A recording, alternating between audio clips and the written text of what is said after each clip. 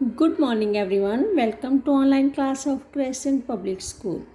बेटा, 12वीं कक्षा के विषय के अनुसार हमारा वितान का लास्ट चैप्टर चल रहा है डायरी के पन्ने, जिसमें हम द्वितीय विश्व युद्ध के दौरान एन फ्रैंक के सेल्फ एक्सपीरियंस पढ़ रहे हैं, जो उन्होंने डायरी लेखन विधा में लिखे हैं कि उस समय उनके साथ क्या क्या हुआ, उन्हें क्या क्या सहना पड़ा। और ये डायरी लेखन जो पत्र के रूप में उन्होंने अपनी प्यारी किट्टी, अपनी बिल्ली के लिए किया है, जो उस समय वो वहाँ से आते हुए अपने पड़ोसियों को दे आते हैं, तो उसके साथ काफ़ी प्यार होने के कारण वो हर बात उससे शेयर करती है। तो आज हम मंगलवार 13 जून 1944 की डायरी पढ़ रहे हैं कि उन्होंने क्या लिखा। उन्होंने लिखा, मेरी प्यारी किटी, मेरा एक और जन्मदिन गुजर गया है। इस हिसाब से मैं 15 बरस की हो गई हूँ। मुझे काफ़ी सारे उपहार मिले हैं।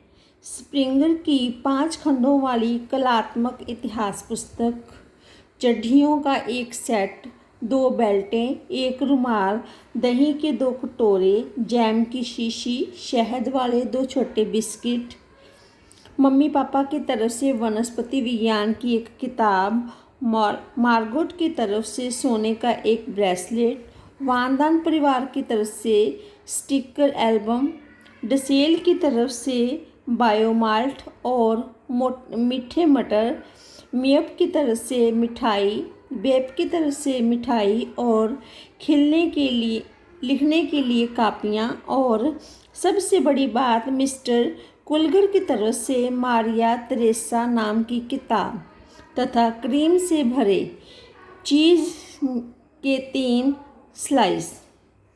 पीटर ने पियोनी फूलों का खूबसूरत गुलदस्ता दिया। बेचारे को ये उपहार जुटाने में ही अच्छी खासी मेहनत करनी पड़ी, लेकिन वह कुछ और जुटा ही नहीं पाया। इस प्रकार से जो उसका जन्मदिन मनाया, उसके एक्सपीरियंस शेयर करते हुए वो अपनी बिल्ली को लिख रही है कि उस दिन उसे क्या क्या उपहार मिले। आगे वो कहती है, बेहद ख़राब मौसम, लगातार बारिश, हवाएं और इन पर समुद्र के बावजूद हमले शानदार तरीके से जारी थे। समुद्री हमले भी हो रहे थे, इस प्रकार लगातार बारिश भी थी, हवाएं भी थी उस दिन। तो उसके बारे में बोली थी, कल चर्चिल, स्मर्ट्स, आइजनहावर और आर्नोल्ड इन फ्रांसीसी गांवों में गए, जिन पर ब्रिटिश सैनिकों ने पहले कब्जा कर लिया था और बाद में मुक्त कर दिया। चर्चिल एक टारपेडो नाव में था। इससे तटों पर गोलाबारी की जा रही थी और बहुत से लोगों की तरह चर्चिल को भी पता नहीं है डर किस चिड़िया का नाम है। जन्मजात बहादुर, वो जन्म से बहादुर है, कभी डरा नहीं है, तो उसको डर नाम की चीज़ ही नहीं पता कि डर होता क्या है। यहाँ हमारी एनेक्सी की किलेबंदी से डच लोगों के मूड की था पाना बहुत मुश्किल है। इस बात में कोई शक नहीं कि लोग बाग बैठे ठाले ही कुछ कर लेते हैं, ठाले में खाली बैठे कुछ कर लेते हैं। ब्रिटिश सैनिकों ने आखिर अपनी कमर कस ली और अपने मकसद को पूरा करने के लिए निकल पड़े हैं। सैनिक युद्ध के लिए तैयार हो गए हैं, कमर कस कर निकल पड़े हैं। जो लोग ये दावे करते फिर रहे हैं कि वे ब्रिटिश द्वारा कब्जा किए जाने के पक्ष में नहीं हैं, नहीं जानते कि कितनी गलती कर रहे हैं। उनके तर्क का कारण इतना भर है कि ब्रिटिश के लड़ते रहना चाहिए, संघर्ष करना चाहिए और हॉलैंड को आज़ाद कराने के लिए अपने शूरवीर सैनिकों को शहादत के लिए आगे आना चाहिए। हॉलैंड के साथ साथ कब्जे वाले दूसरे देशों को भी आज़ाद कराना चाहिए, लेकिन उसके बाद ब्रिटिश को हॉलैंड में रुकना नहीं चाहिए। इसके बजाय उन्हें चाहिए कि वे सभी कब्जे वाले देशों के साथ जोड़कर माफ़ी मांगें, डच ईस्ट इंडीज़ को उसके सही हकदारों के हाथों में सौंपे और थके टूटे, हारे और लुटे पिटे अपने देश ब्रिटेन लौट जाएं। मूर्खों को कहीं कोई कमी नहीं है, मूर्खों की कहीं कोई कमी नहीं है। इसके बावजूद जैसा कि मैंने कहा, कुछ एक समझदार डच लोगों की भी कमी नहीं है। अगर ब्रिटिश ने जर्मनी के साथ शांति संधि पर हस्ताक्षर कर लिए होते तो हॉलैंड तथा उसके पड़ोसी देशों का क्या हाल हुआ होता। उसके पास ऐसा करने के बहुत मौके मौजूद थे। हॉलैंड जर्मनी बन चुका होता और तब यह होना भी समाप्ति का संकेत होता, सब कुछ खत्म हो जाने का संकेत। इस प्रकार से वो अपने 13 जून 1944 के तक के एक्सपीरियंस शेयर कर रही है और अपने व्यूज़ बता रही है कि क्या होना चाहिए था। कुछ लोग मूर्ख हैं, कुछ बहादुर हैं, कुछ समझदार हैं, जिसके कारण वो आगे बढ़ रहे हैं, हर कोई अपने अपने नज़रिए से। ऐसे सभी डच लोग जो अभी भी ब्रिटिश को हिराकत से देखते हैं, ब्रिटेन की खिल्ली उड़ाते हैं, उसके बुढ़ाते लाडों की सरकार को ताने मारते हैं, उन्हें कायर कहते हैं, इसके बावजूद जर्मनों से नफरत करते हैं, एक अच्छा खासा सबक सीखने के लायक हैं। उनकी जमकर मरम्मत की जानी चाहिए, तभी हमारे जंग लगे दिमाग खुलेंगे, उसमें जोश आएगा। वो कहते हैं कि हमारे दिमागों में क्या है, जंग लग चुकी है, तो हमें इनकी जो उनका मजाक उड़ाते हैं, उनसे नफरत करते हैं, उनको सबक सिखाना चाहिए, तभी हमारे दिमाग खुलेंगे और हमारे में जोश आएगा। मेरे दिमाग में हर समय इच्छाएं, विचार, आरोप और डांट फटकार ही चक्कर खाते रहते हैं।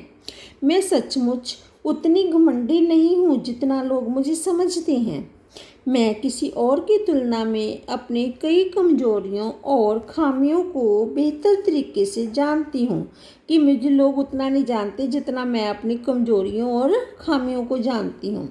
लेकिन एक फ़र्क है, मैं जानती हूँ कि मैं खुद को बदलना चाहती हूँ, बदलूँगी और काफ़ी हद तक बदल चुकी हूँ।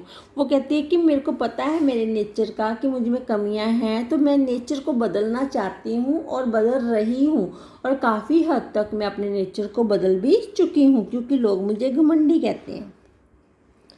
तब ऐसा क्यों है, मैं अपने आप से यह सवाल पूछती हूँ कि लोग मुझे अभी भी इतना नाक घुसेड़ू और अपने आप को 30 मार खा समझने वाली क्यों मानते हैं। नाक घुसेड़ू होता है हर किसी की बात में नाक घुसेड़ना बोलना या फिर नकचड़ी। मैं वाकई अक्कड़ हूँ? क्या मैं अकड़ी हुई हूँ या सच में घमंडी हूँ? क्या मैं ही अकेली अक्कड़ हूँ या वे सब भी हैं?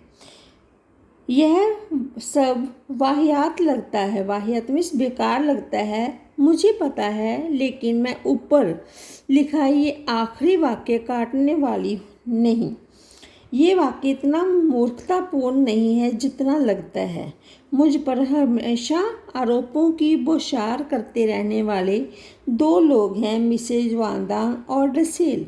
उनके बारे में सबको पता है कि वे कितने जड़ बुद्धि हैं। जड़ बुद्धि मीन्स मूर्ख हैं। मूर्ख जिसके आगे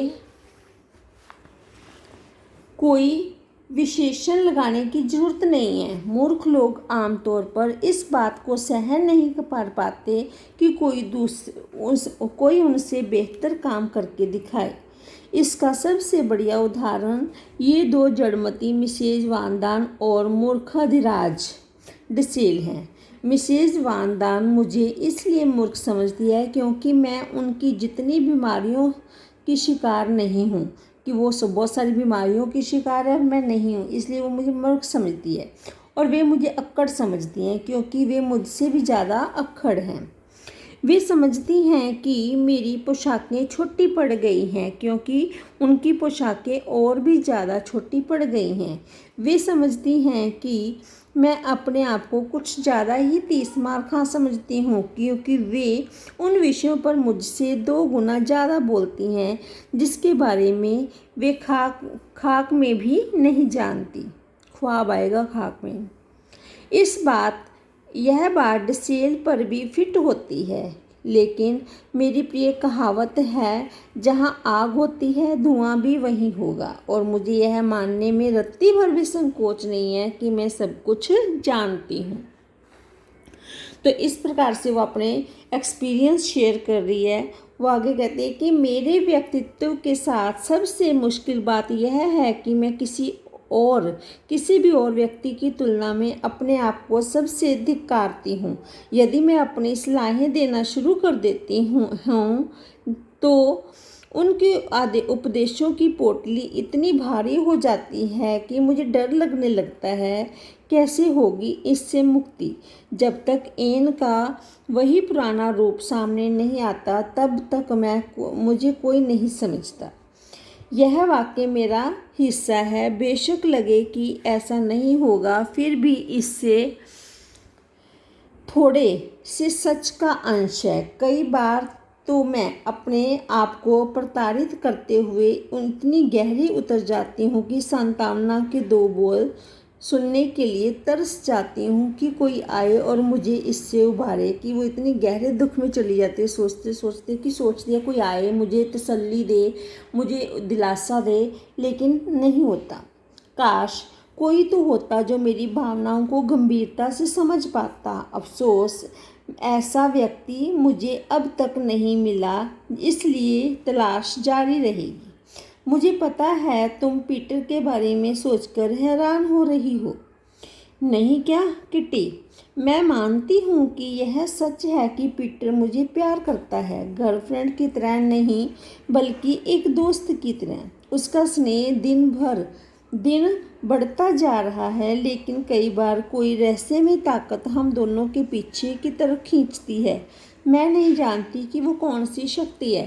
पीटर जो इसका अच्छा फ्रेंड है उसके बारे में कहती है कि वो मेरा सच्चा दोस्त है, मैं उसकी गर्लफ्रेंड नहीं हूँ, लेकिन मुझे ऐसा लगता है कि कोई रहस्यमय ताकत है जो हमें पीछे की ओर खींच रही है, आगे बढ़ने नहीं देती। कई बार मैं सोचती हूँ कि मैं पीछे जिस तरह प्रेम दीवानी बनी रहती हूँ तो उसे बढ़ा चढ़ा कर बता रही हूँ, लेकिन यह सच नहीं है। इसका कारण यह है कि अगर मैं उसके कमरे में 1-2 दिन के लिए न जा पाऊँ तो मेरी बहुत बुरी हालत हो जाती है। वो कहती है कि मुझे लगता है मैं उससे प्रेम करती हूँ कि अगर मैं उसको कमरे में ना जाऊँ तो मेरा बुरा हाल हो जाता है, मैं उसके लिए तड़पने लगती हूँ। पीटर अच्छा और भला लड़का है, लेकिन उसने मुझे कई तरह से निराश किया है।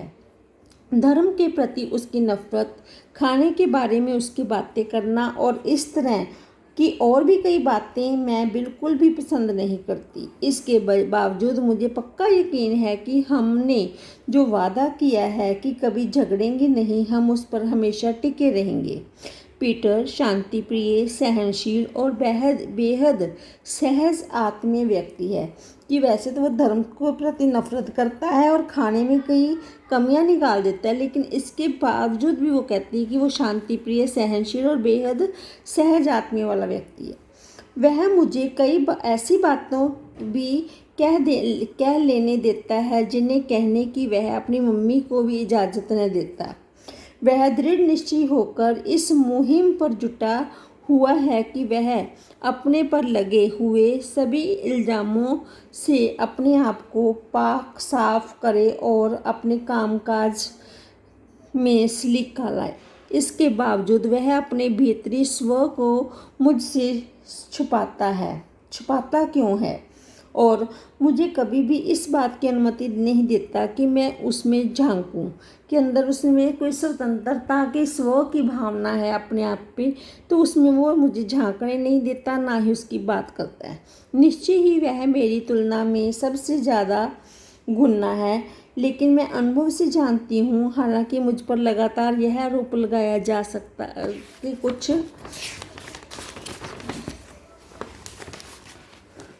जाना चाहिए कि धोती हूँ कि कई बार ऐसे घुन्ने लोग भी जिनसे संवाद कर पाना मुश्किल होता है, अपनी बात किसी से कह पाने के उत्कृष्ट चाह लिए होते हैं। कि ऐसे लोग जो अंदर ही अंदर रहते हैं, घुन्ने होते हैं, वो भी ऐसा कोई मौका ढूंढते हैं कि जिससे वो अपनी बात कर सकें और मुझे लगता है कि पीटर ऐसा चाहता है, तो वो कब अपनी बात कहेगा, इसके बारे में मैं सोचती रहती हूँ। बाकी हम अगली वीडियो में करेंगे। यहाँ तक हमने एन फ्रैंक के सेल्फ एक्सपीरियंस शेयर किए। उसके मन में पीटर के प्रति भावनाएं जो हैं, उसने अपनी प्यारी बिल्ली को उसके बारे में व्यक्त किया है। धन्यवाद।